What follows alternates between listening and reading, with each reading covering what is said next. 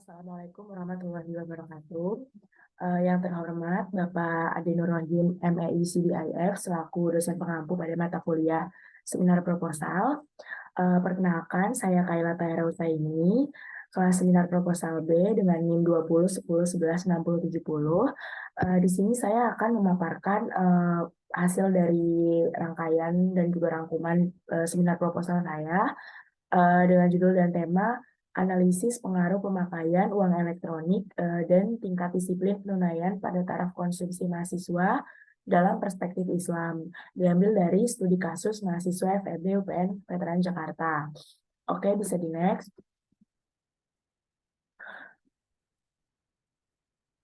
Oke, yang selanjutnya ini kita akan masuk ke bab 1, yaitu di pendahuluan. Jadi yang pertama itu kita akan membahas latar belakang nih. Jadi pada masa terdahulu hanya sebagian kecil masyarakat Indonesia yang mempunyai ataupun memahami dan mengenal penunaian non tunai ini yang dapat memudahkan industri keuangan saat ini dan juga mendapatkan kepercayaan di industri keuangan saat ini. Namun tidak sama dengan kalangan menengah ke bawah. Dengan adanya uang elektronik, sebenarnya semua kalangan masyarakat ini dapat menerapkannya. Namun karena tingkat pengetahuan yang kurang memadai pada kalangan masyarakat menengah ke bawah nih, jadi mereka itu menganggap uang dalam bentuk tunai itu lebih mudah untuk diaplikasikan gitu dan lebih efisien untuk melakukan penunaian sehari-hari. Nah, kemunculan uang elektronik ini bisa jadi merupakan jawaban nih atas kebutuhan akan alat untuk membantu penunaian mikro seperti yang didirikan di Fakultas Ekonomi dan Bisnis ini dengan harapan dengan adanya uang elektronik ini bisa mempercepat biaya yang relatif dan juga mudah terjangkau nih seperti yang saat ini ada tuh pembayaran melalui m-banking ataupun melalui QRIS seperti itu.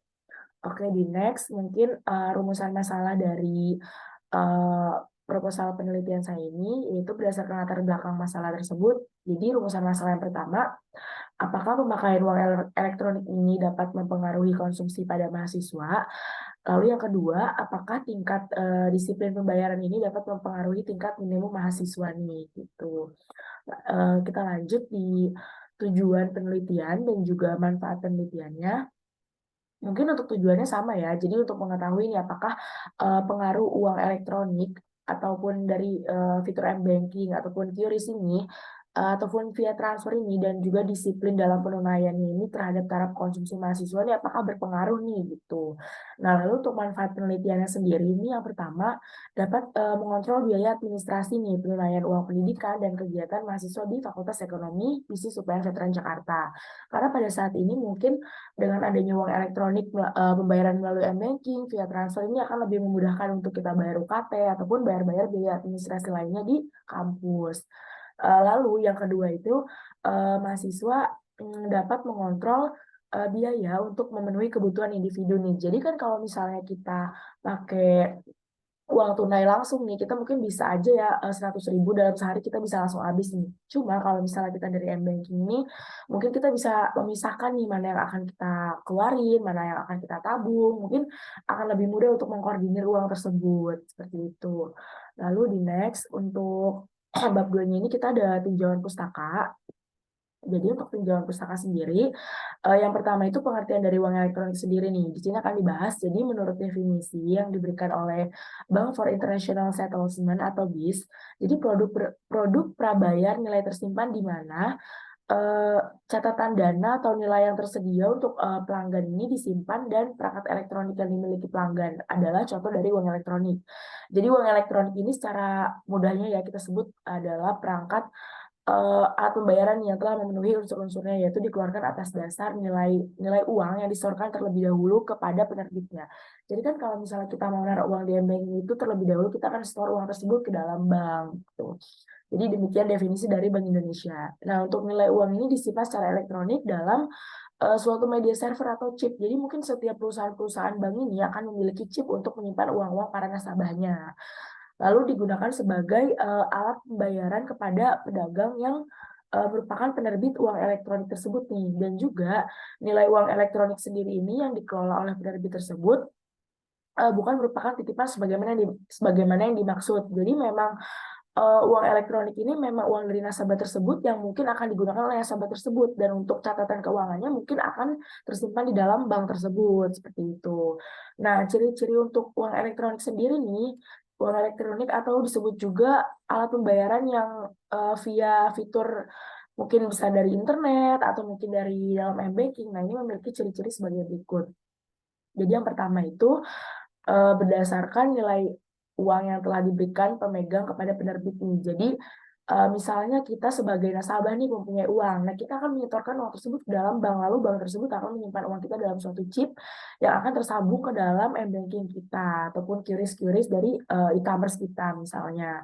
Nah, lalu yang kedua, nilai uang ini disimpan secara elektronik pada media seperti chip atau server. Mungkin untuk masalah chip atau server ini yang mengerti hanya mungkin pihak bank yang mengurusi uh, uang tersebut. Lalu yang ketiga, digunakan untuk melakukan pembayaran kepada bisnis yang tidak mengeluarkan uang nih. Dan untuk yang terakhir ini, undang-undang yang mengatur perbankan tidak mengacu pada nilai uang elektronik yang disimpan oleh pemegang dan dikelola oleh penerbit sebagai titipan, seperti itu.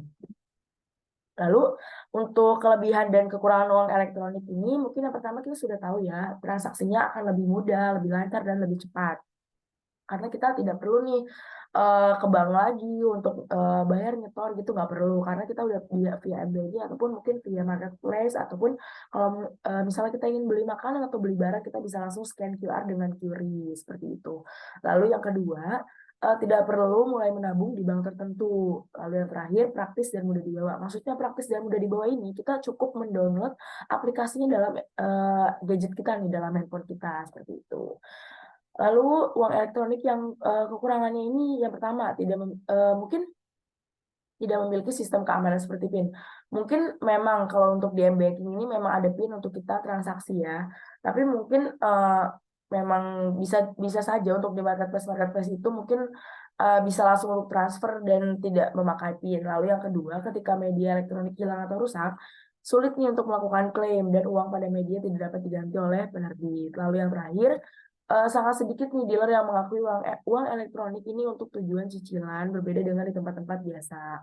Nah, untuk pengguna uang elektronik ini sendiri lebih cenderung mengeluarkan uang secara berlebihan dan membuang-buang uang. Mungkin kekurangannya di situ ya, karena kita pun dengan mudahnya 24 jam pun kita bisa memakai uang tersebut, hanya tinggal transfer gitu. Lalu untuk kerangka pemikirannya ini, kita ini membahas tentang untuk penggunaan e-money sendiri, lalu kedisiplinan pembayaran, dan yang terakhir itu tingkat konsumsi pada mahasiswa tersebut ya. Nah, jadi bahwa variabel dependen tingkat konsumsi mahasiswa akan dipengaruhi oleh dua variabel independen nih dalam penelitian ini, penggunaan uang elektronik dan disiplin pembayaran. Jadi untuk penelitian ini bertujuan untuk mengetahui ini apakah variabel independen dan variabel dependen memiliki hubungan yang positif dan signifikan atau berkesesuaian. Seperti itu. Lalu dilanjut untuk hipotesisnya ini, yang pertama ada sebuah H1, yaitu tingkat konsumsi mahasiswa Fakultas Ekonomi dan Bisnis UPN Veteran Jakarta berkorelasi positif dan signifikan dengan penggunaan uang elektronik. Lalu untuk yang H0 sendiri, mahasiswa Fakultas Ekonomi dan Bisnis UPN Veteran Jakarta tidak memiliki hubungan yang signifikan atau positif dengan jumlah uang yang mereka keluarkan. Lalu yang H2-nya ini, tingkat konsumsi mahasiswa Fakultas Ekonomi dan Bisnis UPN Veteran Jakarta ini berkorelasi signifikan dengan disiplin pembayaran. Lalu untuk minus H0-nya ini, pada Fakultas Ekonomi dan Bisnis UPN Veteran Jakarta tidak terdapat hubungan yang signifikan antara tingkat konsumsi mahasiswa dengan disiplin pembayaran. Lalu untuk yang H3-nya sendiri, penggunaan uang elektronik dan juga disiplin cicilan pada dasarnya mempengaruhi tingkat pemanfaatan mahasiswa pada aspek keuangan personalia UPN Veteran Jakarta secara bersamaan. Lalu yang terakhir, minus H0 ini, tingkat konsumsi mahasiswa Fakultas Ekonomi dan Bisnis UPN Veteran Jakarta tidak terpengaruh oleh penggunaan uang elektronik atau disiplin pembayaran. Jadi mungkin untuk permasalahan di sini saling keterkaitan ya antara mahasiswa dan juga uang elektronik yang kita bahas. Lalu selanjutnya ini ada bab 3, yaitu metode penelitian. Jadi untuk objek dan subjek penelitiannya sendiri itu difokuskan pada pengaruh pemakaian uang elektronik dan juga tingkat disiplin pembayaran pada taraf konsumsi mahasiswa sesuai dengan perspektif Islam nih yang dilaksanakan di Universitas Pembangunan Nasional Veteran Jakarta, tepatnya di Fakultas Ekonomi dan Bisnis yang berlokasi di Pondok Labu, Jakarta Selatan. Dan untuk subjek penelitian sendiri itu ya merupakan mahasiswa Fakultas Ekonomi dan Bisnis Universitas Pembangunan Nasional Veteran Jakarta, seperti itu. Lalu untuk sumber datanya sendiri ini, penelitian ini mengandalkan dua jenis data dan juga sumber nih, jadi dari primer dan sekunder.